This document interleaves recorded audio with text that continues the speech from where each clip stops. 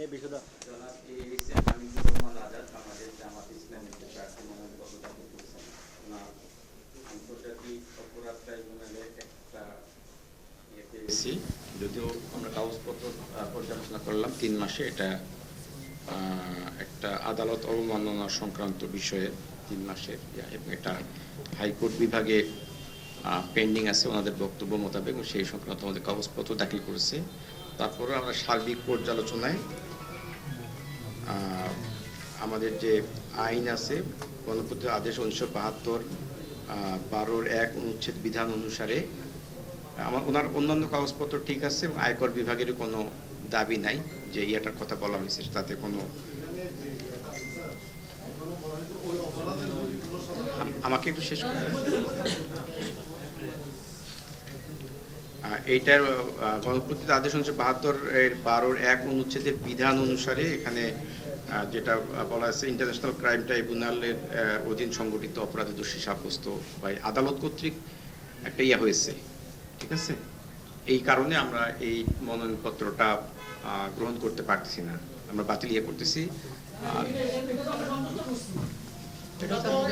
আপনাদের আপিল করার সুযোগ আছে। আমাকে শেষ করতে দেন, আপনার বসছেন। এবং মনোনয়নপত্র আপিলের একটা সময় আছে 5ই জানুয়ারি থেকে 11 জানুয়ারি। আপনারা আমাদেরকে আপিল করলে, আবেদন করলে আমরা তাৎক্ষণিকভাবে এটা যে আমাদেরকে দিতে হয়, এটা কি বলে, সার্টিফাইড কপি আমরা এটা দিয়ে দিব। আমরা এখন পর্যন্ত যে কাগজপত্র পর্যালোচনা করে রিটার্নিং অফিসার হিসেবে আমার যেটা মনে হয়েছে এটা আমরা